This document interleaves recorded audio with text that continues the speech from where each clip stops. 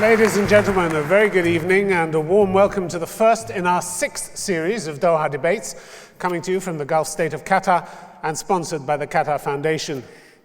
We face tonight an extraordinarily divisive issue. A Libyan national convicted of Britain's worst terrorist attack was released in August by the Scottish government on compassionate grounds because he was suffering terminal cancer. But was compassion appropriate in such a case? What signal did it send to those convicted of mass murder? What signal did it send to their victims? The case has generated enormous and bitter controversy, especially in Britain and America, where the release was condemned by President Obama. This is the first time it's been aired in a public forum in the Arab world. So there we have it. Libya's Abdelbaset al-Megrahi, allowed to leave Scotland 21 years after Pan Am Flight 103 was blown up over Lockerbie, killing 270 people, the crime for which he received a penalty of life imprisonment. And your role tonight to decide if letting him go home to die was right or wrong. Our motion, this House deplores the release of the Lockerbie bomber to Libya, and as ever, our panel is deeply divided on the issue. Well, speaking for the motion, Daniel Kawczynski is a Conservative member of the British Parliament and chair of the all-party House of Commons groups for Libya and Saudi Arabia. He's currently writing a book called Seeking Gaddafi. And with him, Gouma al-Gamati, who's a frequent critic of the Libyan leader. He's a writer and commentator who spent more than 30 years in the UK and been active in Libyan opposition movements. Against the motion, Mustafa Fattouri, a Libyan professor and political commentator. He lived more than 20 years in the West before returning to the job of MBA director at the Academy of Graduate Studies in Tripoli. And with him, Jim Swire, whose daughter Flora was among the passengers on Pan Am 103 when it was blown up over Scotland. He's campaigned tirelessly for the rights of the victims' relatives and has been to Libya and held direct talks with Colonel Gaddafi. He also visited Abdelbaset al-Megrahi in jail and remains convinced that the truth about the Lockerbie bombing has not yet been told. Ladies and gentlemen, our panel.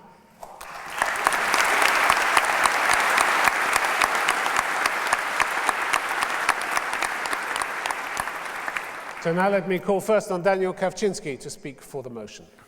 Well, thank you very much. I feel passionately about Anglo-Arab relations.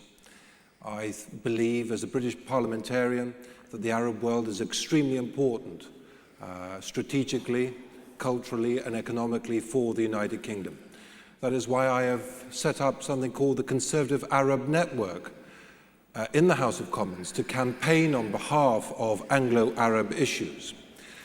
But this was a crime, the worst atrocity imaginable that was carried out. And Mr. al-Megrahi was convicted in a court of this heinous crime. And that is why I did not want his release to be carried out whilst we have key outstanding issues with Libya.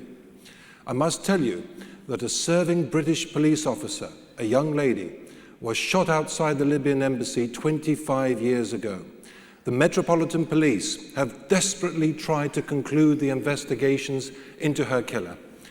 They've been to Tripoli on 3 occasions, and yet now the Libyan authorities refuse to allow them to finish their investigations. I have repeatedly asked to see Colonel Gaddafi to bring some of these police officers with me so that the investigations can be finished. And yet he refuses to see me, and a recent delegation to Libya was postponed. So I must tell you, if we are going to build a long, credible, trusting partnership with Libya, it must be done with mutual respect.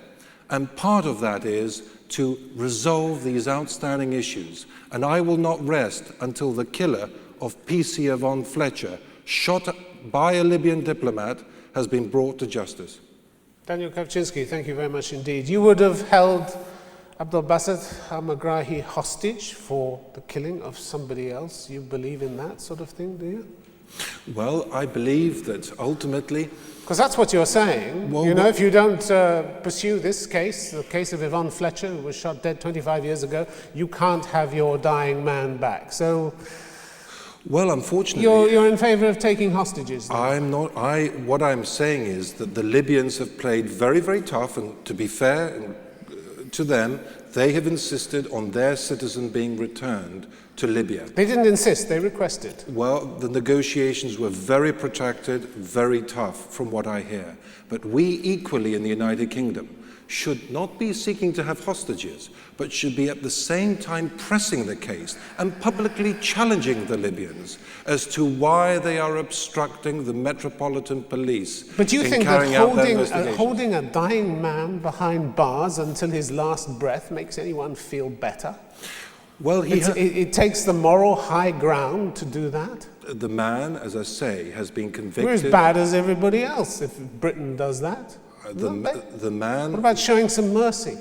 I feel very compassionate about the individual, but he has been convicted in a court. Not compassionate enough to want him to go home, though. Well, he is home, isn't he? My wishes, and I wrote to the Scottish Justice Secretary asking him not to release him. But I'm asking my what wishes, benefit holding him for those final hours, final days of his life would have been to the British society, or indeed any other society. I tell you what it would do. It would say very publicly to Colonel Gaddafi that if you want genuine partnership, if you want to move ahead, if you really want to come in from the cold, despite all of these problems that we've had. Yeah, but you'd use a human being as a hostage to make that point, a man who is close to death. I would want... Mercy doesn't come into this, does it, as far as you're concerned? I would not be happy releasing him whilst, and don't forget, I've met the parents of PC Yvonne Fletcher, who have for 25 years have... Can you imagine your daughter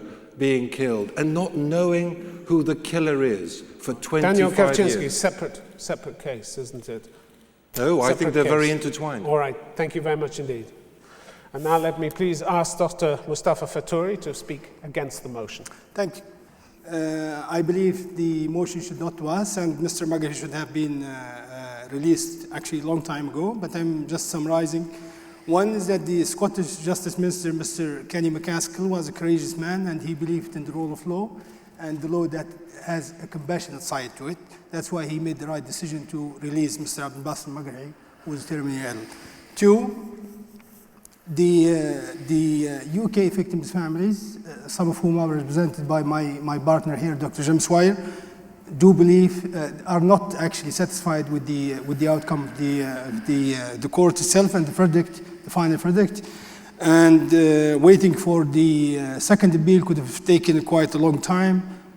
We are facing a situation where the man could die before any decision has been made. Three, we have to understand that the Scottish justice system, this is in response to the noise that happened after his release, especially in the United States, that the Scottish justice system has a very important and integral part of it, which gives the room for the compassionate release of convicts. And that's what's exactly what happened. Four, there is very growing informed public opinion, a professional public opinion, that is, which include lawyers, judges, and so on and so forth, about the whole case itself, that Mr. Magari was actually framed, and Libya along with him, and there is no case to answer for Mr. Magari at all. The whole conviction was circumstantial. Finally, this is a man who spent about 8 years of his life in the jail for a crime that's very much not just suspected, but actually he never took part of it. Thank you very much, Tim. Dr. Faturi, thank you very much indeed. No case to answer. He wasn't convicted in a kangaroo court. He was convicted by 3 eminent Scottish judges, and he had his appeal turned down by a further 5 Scottish judges. Indeed. So the fact that he had no case to answer, even the Scottish Criminal Review Board hasn't said that he has no case to answer. Indeed, with all due respect to the Scottish justice system, indeed, he was convicted, but mainly on 2 grounds. One, very circumstantial evidence against him. The other 2, the prosecutor just hidden the information, most of the evidence. And the Scottish Criminal Review Board said that there were inconsistencies and inaccuracies throughout his evidence. He told a different story before his trial and told a different story to the commission after it. So what innocent man isn't able to get his story straight in front of a court and in front of a commission that's actually reviewing it? Doesn't seem like a great advert for innocence, does First it? of all, we know from the court proceedings that Megrahi never took the stand to testify in his own case. That's a fact. The other thing is that he gave pre-trial answers and he gave post-trial answers. Dr. Faturi, you know this. You know this for a fact. The same judges who did convict him in the first court in Camp Zeist in Holland, they were, well, the presiding judge somehow changed his mind later on, and then the commission that overlooks the justice system inside the country itself, inside Scotland, came back and decided to look. Dr. Faturi, came back and decided your to accept country, as a bail. rather than, no, excuse me, you're going on a very long time here, but I will just make one point, which is that your country accepted responsibility for this. I'll tell you exactly what they said in a statement. In 2003, they said Libya, as a sovereign state, has facilitated the bringing to justice of the 2 suspects charged with the bombing of Pan Am 103 and accepts responsibility for the actions of its officials. Not for the state. That's exactly what they said. In the same sentence, Pan Am 103 and accepting responsibility. But not the you even pay compensation. It's not the responsibility of the state. They accepted the responsibility and paid the compensation just because to get this thing out of the way. We have suffered enough. We have been under embargo for more than 7 years. Let me just and hear the country our economy has been destroyed, and we really need to get this out of the way. You accepted to admit mass murder in order to get out of sanctions? We never. No. Is this what you're telling the audience? The majority of Libyans, 99.9%, always believe it and still believe that we are innocent of this as a country. All right. And Mr. Megrahi is innocent. Thank you. All right, Professor Faturi, thank you very much indeed. Now, please, could I ask Guma Al-Gamati to speak for the motion? Thank you, Tim. I am here to argue that there is a very important principle and rule here that we should uphold, and that is the rule of law and due process of law.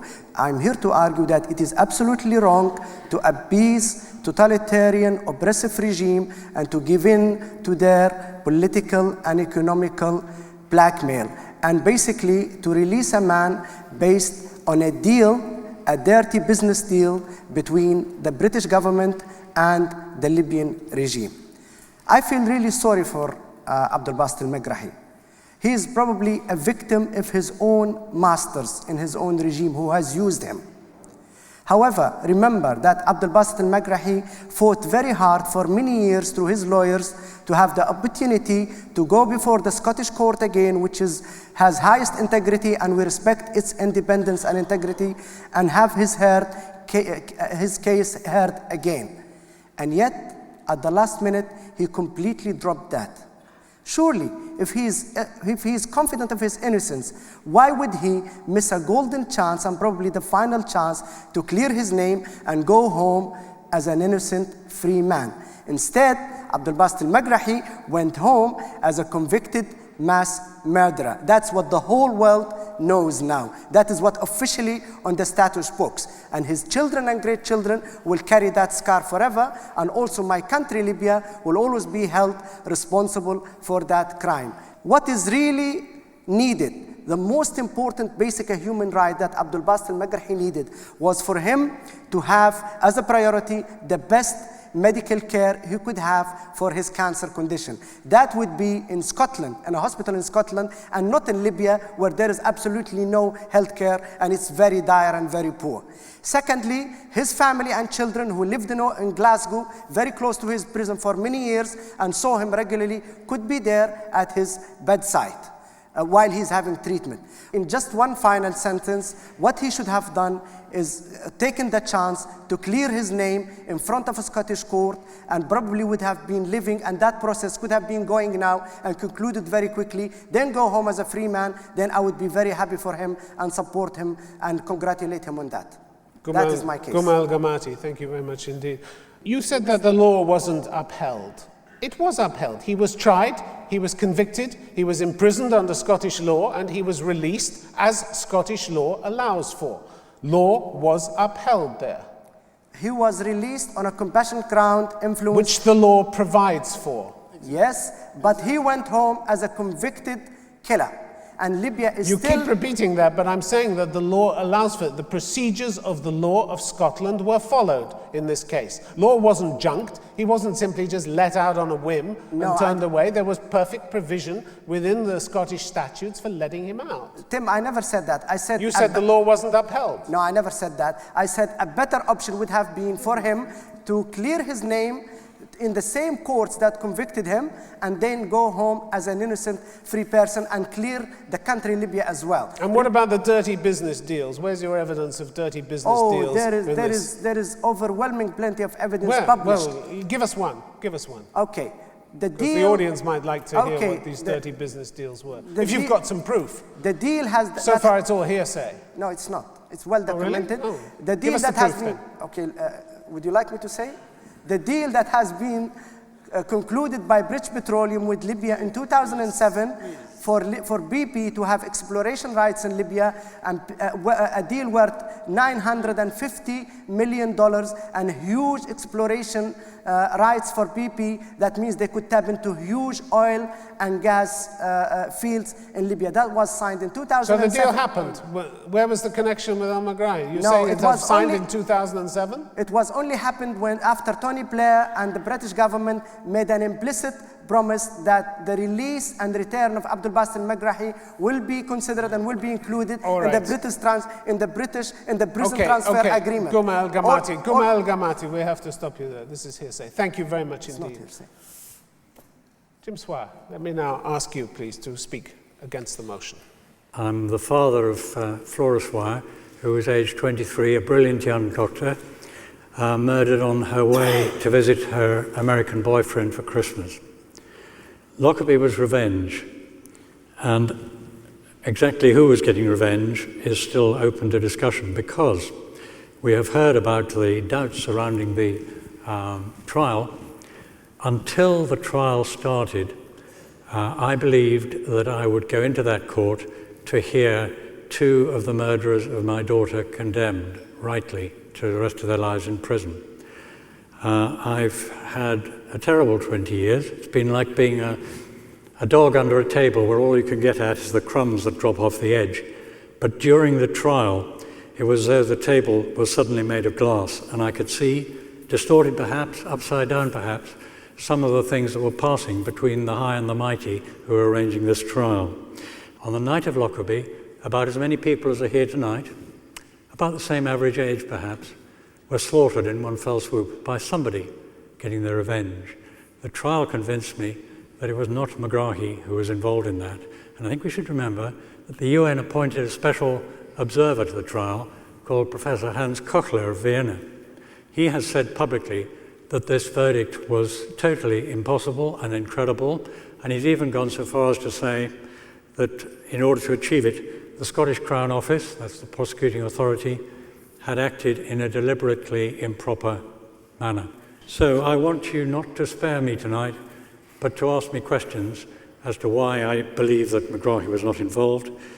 And I want you to know that just as terrible as it was when she was killed, I don't want her memory to be couched in terms of lies and hypocrisy, a tirade of which I believe I heard in that court.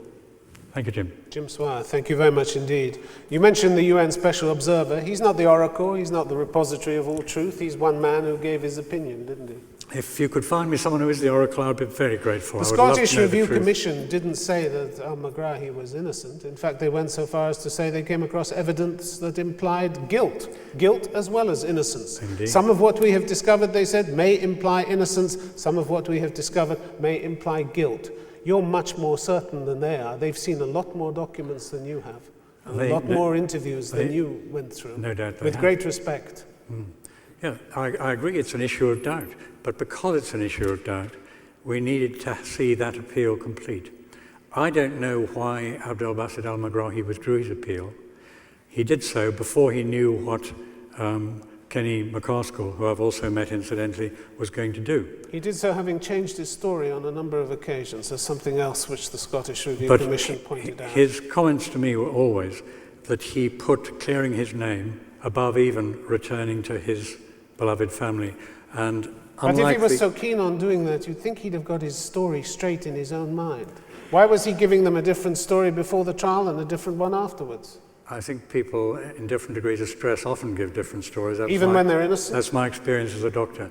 And I see that the motion deplores his release. I am delighted by his release. I have met him and felt him to be a man who was not angry and blustering and trying to prove his innocence to me in that way. He was calm, he was collected. He would say every time that he wanted to clear his name before he went home. And I think it's a tragedy that he wasn't able to do that. And I would lay the blame for that delay very largely again at the door of the Crown Office in Scotland, who took many months during the start-up of this appeal to get the appeal story going, with the result that it could not be heard before it became desperately urgent to let him go home. Dr. Swire, you are, through the saddest of circumstances, the only man in this hall who can answer this question from the standpoint of someone who lost a relative. Was releasing al-Megrahi, a man convicted of causing the death of 270 people, was that release a fitting tribute to your daughter and the others? That's a very good question, and ever since it's happened, I have realized just how difficult my position is, because when I say to people who believe that he was guilty, hang on a minute, look at this, look at that, what do you think? I know that I'm cast in the mold of somebody who is undermining other people's grieving processes, and I don't like that one bit. They've had enough to go through without my making it more difficult for them. But yes, Flora... And you have made it more difficult for them. I have made it more difficult for them, but I believe there is justification for that. Flora was an honest girl, a very highly intelligent young doctor, and I think she would be proud of what we're trying to do. And I think that that is the gist and really the whole purpose of the campaign that we've mounted ever since, despite the downsides of making other relatives perhaps suffer marginally more than they might otherwise have done. And I regret that. Jim Swire, thank you very much indeed. All right, just a reminder that the motion we're discussing is this House deplores the release of the Lockerbie bomber to Libya. It's time now that we can take questions. There's a lady right at the back. We'll get a microphone to you. I'm Iraqi. My question is directed to Mr. Al-Jamati, or Gamati, my apologies. It seems like your anger is misdirected more towards the Libyan regime than it is towards Al-Megrahi. Is that true? Can I answer? Please, please. Absolutely. You know, just think about it. Do you think that Abdul Basit al-Megrahi just woke up one morning and say, today I feel like plotting to blow up a Pan Am airliner over the mid-Atlantic and kill 270 people? It doesn't happen like that. Abdul Basit al-Megrahi probably was a very small pawn in a very elaborate and extensive plan. There are many, many other people, much more senior, much more higher than Abdul Basit al-Megrahi, who wanted to do this horrendous crime. Probably not just Libyans. There are probably others as well, other parties. There could be some Arab groups. There could be some non-Arab countries in this region. So Abdul Basit al-Megrahi is a victim. He has been used. The real perpetrators are states, are senior intelligence officers, are rulers of countries.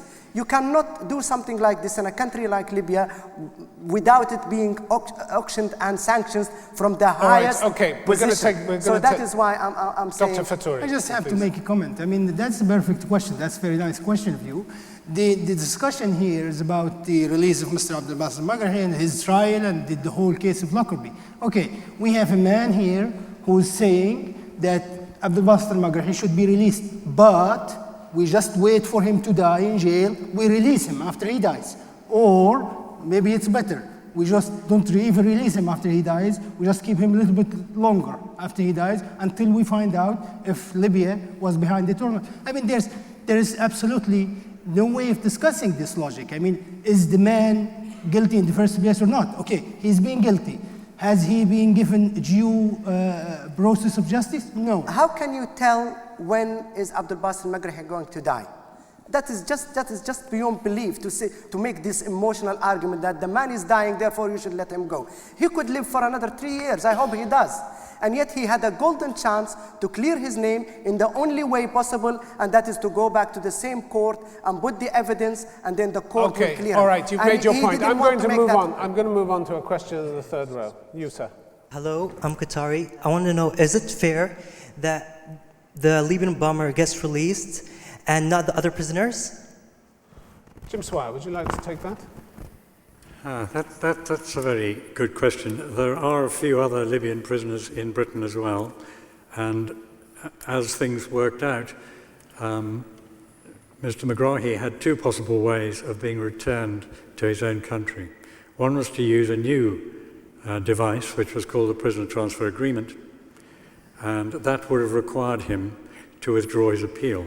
The other way was compassionate release. Now, the Americans, who have made a huge fuss about his release, are not quite to be taken at face value, because they agreed to an arrangement whereby, in the event of either of these two Libyans being found guilty, they would be imprisoned in Scotland under the control of Scottish law.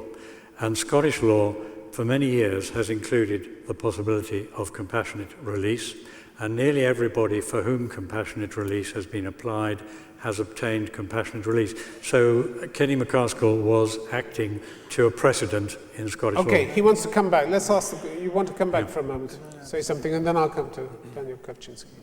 Do you think the act that he did was a terrorist act?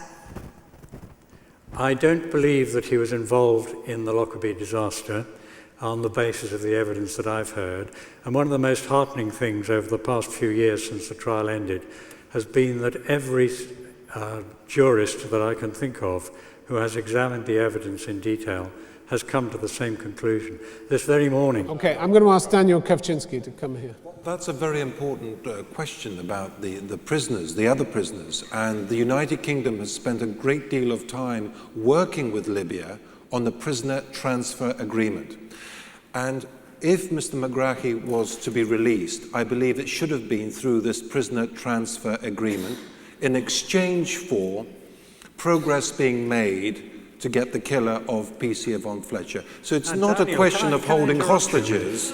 It's not a question of holding hostages. It's a question of each country showing the other respect. Okay, Jim Swire wants to come in here. I'm a layman, I'm not a politician like you, but are you aware as a politician that Jack Straw, who is the English equivalent of Kenny McCaskill in Scotland, He's the Justice Secretary. a Justice Secretary for England, that he prevented the joint House of Commons and House of Lords committee, who were looking into prisoner transfer agreement, in respect to its implications for human rights, because it's an agreement which could allow the government to return prisoners to a country where they might expect to meet a dreadful end without their having to ask for the use of that agreement. And why did he not allow them to do this? Well, you have to ask Jack Straw that, but the agreement... Different party. I mean, very important. This decision was taken with no consultation by parliamentarians, and this is partly why we are so frustrated, because the decision to transfer this prisoner had no sanction from our own parliament, and there was no scrutiny, and it's all behind the scenes deals between the Foreign Office and the Libyans, and that in a democracy should not be happening. We're going to take a question from the gentleman in the second row. I'm from Yemen, and I just wanted to ask Mr. Daniel. He was saying that we shouldn't release the bomber because Libya is not cooperative with other governments. So you're telling us that we shouldn't release him just because he's Libyan. And if he was from another nationality that his country is cooperative, he should have been released? No, not at all. But there are very, as I tried to intimate at the beginning, very, very important outstanding issues. Libya, don't forget, we've just had the 25th anniversary of a major bombing of a hotel in Brighton where half of the government was nearly killed by the IRA. Libya supplied the IRA with Semtex for many, many years and was a leading supplier of ammunition and cash to a terrorist organization that were killing many British people. These things have to be resolved before we can have confidence in Libya and the Libyan regime. And nobody, sir, feels more passionately about improving relations with Libya than I do. I set up the all-party group for the promotion of friendship with Libya. And I spend a great deal of time trying to promote a better understanding. Okay. But if the Libyans aren't prepared to even allow us to come and interact with them over these issues, it's very, very difficult. Okay, we'll take a question from the lady in the front row there. Good evening, I'm Iraqi. My question is to the opposition side of the debate. If you're sending this person back to his place, to his home, since he's not 100% innocent, what kind of a message you're sending to people? That young lady has raised a very, very important issue here. What message does it send out if you are releasing convicted terrorists? Now, in our country, we see the coffins of British soldiers coming back every week who are being killed in Afghanistan, making that ultimate sacrifice to fight against terrorism. And yet, on the other hand, we are releasing convicted terrorists. It's a terrible message that goes out. Tim Swire, you want to say something? In essence, you are criticising the system that exists in part of your country, i.e. Scotland. There is an established policy of allowing compassionate release if you think that the person is within about 3 months of his death. I spoke to an eminent QC who's also a member of Parliament, Sir Ming Campbell, about this issue, and he is equivocally, and he's a QC, and he said there are 4 separate things you have to look at when releasing a prisoner: the severity of the crime, the consequences, and the sentence imposed. And in all 3, the court said that this crime was the worst atrocity, terrorist atrocity in Britain. The sentence was extremely high, and they only looked at his health. And that is the 4th option, very important. But what about the other 3? I'm going to take a brief comment from Dr. Faturi and then from Mr. Gamati. He just spoke on your side. Just in the comparison between Afghanistan and the case of Abdel Basit al-Magrahi. I mean, look, in Afghanistan, you invaded the country. We're not discussing that's Afghanistan. That's what we're expecting. I mean, what do you expect? I mean, whatever the reason was. But in this case, this is a dying man whose case is totally suspicious, whose the verdict against him is totally suspicious and circumstantial evidence, and he's dying. He couldn't wait for his appeal, which is he was quite certain that he will win it. Okay, Gamati. I'd just like to say that the gentleman there is shedding doubt on the judiciary system in Scotland and saying that courts in Scotland maybe are not totally independent. I'd like to tell you that Scotland is not Libya. In Scotland, the judiciary and the courts are completely independent and cannot be influenced by governments or politicians. And yet this is exactly the principle which we should... No, let him speak. Let him speak. Can I just speak? This is a free forum, please. Again, this is not Libya. This is Doha and free forum. Can I just also say this is exactly the important principle. The principle of maintaining independence judiciary and the independence of the court and not getting the governments involved in dirty deals and giving into blackmail from the Gaddafi regime is what we need to maintain. Okay. No, it's a far more important principle than compassionate release. And Al-Magrahi had the choice to go through the judicial courts and clear his name independently, and he chose to drop it maybe under pressure from the Gaddafi regime. Mr. Gamati, thank you. The questioner, you want to come back on this. Are you impressed by anything that you've heard? Well, I'm impressed by this side. Taking the idea of compassionate, that the guy is dying, that the man is dying is not really, I don't know, it's not convincing because there is a possibility that he killed like more people, more souls than himself. What kind of a message, the moral message that this side of the debate is sending is okay because okay, you've got your chance. Gentleman in the front row. Thank you for the opportunity. I am also from Libya, and I would like to address some of the points raised by the side of the debate. Underpinning here on the side is the fact that Mr. Fituri made the statement that Libya actually went out of its way to pay $2.7 billion and offer a sacrifice lamb, Mr. Magrahi, to be rot in jail for 9 years until he was released, just so that they can get it out of the way and make a public statement of admission of guilt, just to get it out of the way. This is a preposterous statement to say about a people and a country. This is one item. The second item is we hear from this side, we hear also from the regime in Libya, that this is a compassionate case, that this man is dying, that the justice should take place. I want the world to know that at least Mr. Abdel Basit al-Magrahi had one thing that thousands of Libyans today never dreamed of: a day in court. There are thousands of prisoners in Libya who have been there for 20 more years, who've never had a day in court. They were never convicted, they were never tried, and they die in jail. Can we come to a question, yes, please? Can we come to a question?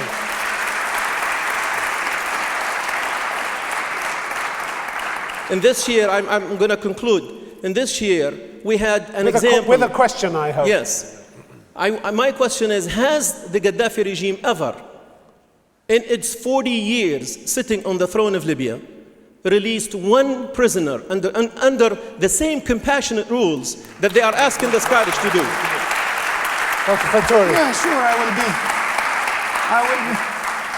I will be pleased to answer. That's not our subject, first of all, but nevertheless, I will answer. Of course, there has been so many releases of prisoners in Libya on compassionate grounds, and even more on the religious occasions that happen every now and then. I will go back to the issue of the compensation. Why Libya agreed to pay the 2.7 billion, and I again reiterate my statement. Libya is a small country.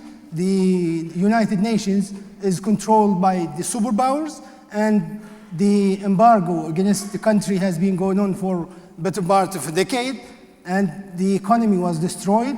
People were dying in the roads trying to get medical treatment outside the country because they could not fly. They had to drive to Tunisia or Egypt or take a boat to Malta to travel. I did this myself many times. There was no other way. I mean, we proposed, Libya actually proposed the trial to take place in the third country, which is ended up in Camp Zayt. Okay, I'm going to ask the questioner. I'm going to ask the questioner to come back here. I just want to come back to the original question. My question was not about sanctions and this and that. My question was very simple. Has the Gaddafi regime, in its 40 totalitarian years in Libya, released one political prisoner under the same reasons and grounds that it is asking the Scottish authorities to do? And I do not mean people released in boxes, because we've had 1,200 prisoners killed in one day. You made your point, and Jim Swire wants to answer that one. And then I'll come to you. I've said already, I'm not a politician. I don't claim to know anything about Libyan politics other than my talks with Colonel Gaddafi himself. But can we get back to the subject? Was it a deplorable thing to release this man? Look at it for a moment from the point of view of terrorism. Most terrorism, Lockerbie certainly, happens as acts of revenge. If this man had been kept in a Scottish prison cell until he died, he would have become to be seen as a martyr.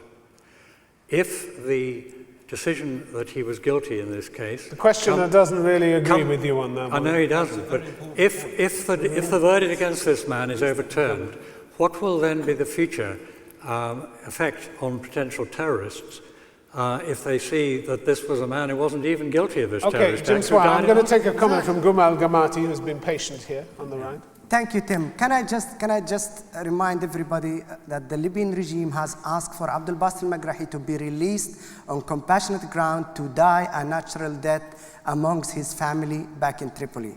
Let me remind you that on the 29th of June, 1996, 1,200 Libyan political prisoners were massacred in one day in Abu Salim prison. They were never given the chance to die a natural death in the arms of their wives and mothers. Is this justice or is this hypocrisy from the Libyan regime? Okay, you've made your point. Dr. Fattori, you want to come back on that point? To that point, just to correct something. The Libyan government has never asked for the release of Abdel Basit al-Magrahi. Legally, it cannot. He did it himself. He is the imprisoned person, and he has to do it himself.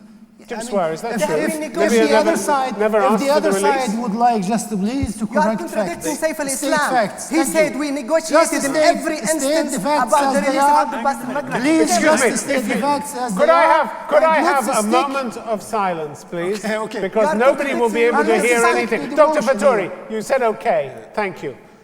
Mr. Al-Gamati, you have something to say. Please say. You are contradicting your leader's son who said very clearly and openly that in every meeting we had with the British over the last many years, we always put the release of the Abdul Basit al-Margahi on the table, and we said we need it as a bargaining chip. Well, everybody does. No. You said the Libyan regime never asked for his release. Okay. What contradiction is that? Thank you. Everybody in Libya does Thank you. We're not going to get free. anywhere if you shout, please. Thank you. I'm going to take a question from the gentleman in the front row. Very quickly on that point, on the gentleman's How point. quickly? Very quick. The gentleman's point is absolutely pivotal. And don't forget, there are many people in Britain today, British citizens of Libyan origin. I had one come to see me in the House of Commons very recently, desperately wants to go and see his 94-year-old grandmother in Tripoli. She's ill, but the Libyans will not allow him to go back because his father's a dissident. Okay, thank you. Question from the gentleman there. Good evening. I'm Egyptian. Abdul Basit was convicted of killing 270 people. A few years later, he's released. What message are we sending to potential terrorists? Exactly. What message are we sending? So I'm going to put a different scenario. Let's say Osama bin Laden has, I don't know, cancer. And he was actually convicted for something like that. Would he be released? Because of the compassion? What compassion are we talking about? The family, the people who are suffering every single day of the loss of a member of their family. What compassion are we talking about? The compassion that a person. Okay, let's let Dr. Swire answer the question. You've put it a number of times. Very good. Just a number of questions, but as I said at the beginning, I think, my position in this is as an individual. I'm not a politician, I'm not a lawyer, nothing clever at all. I'm the father of one of the victims.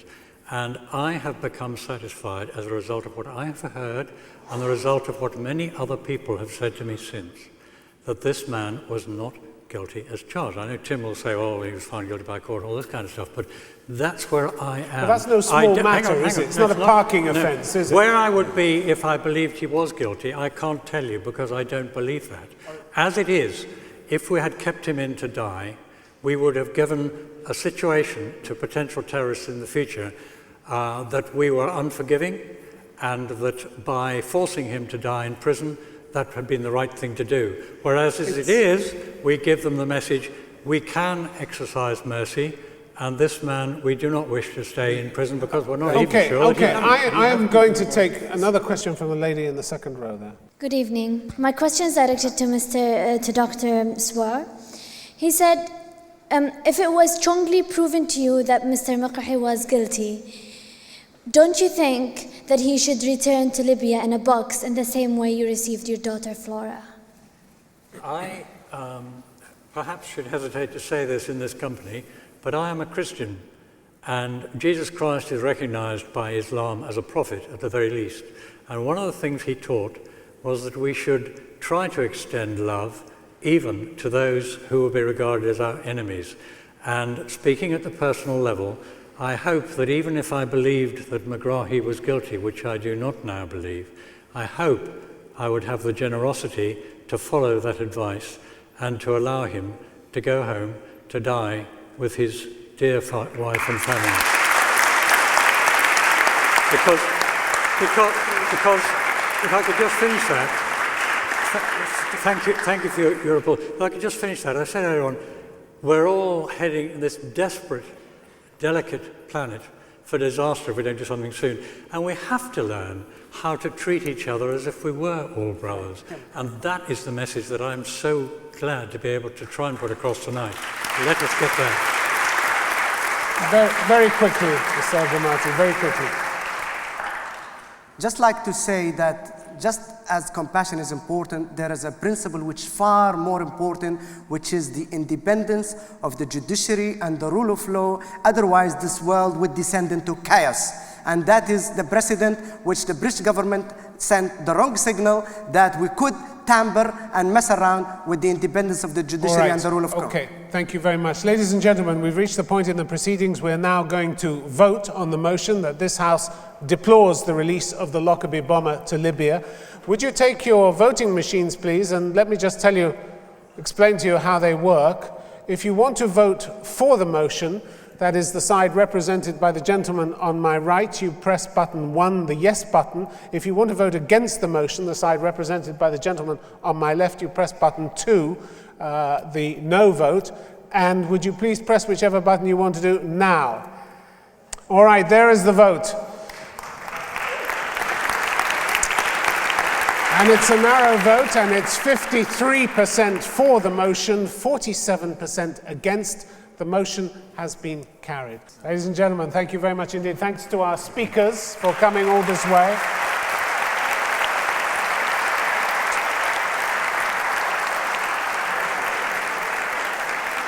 And to you all, thank you very much for your questions. The Doha Debates will be back again next month. We look forward to seeing you then. Till then, from all of us on the team, have a safe journey home. Good night. Thank you very much. Good night.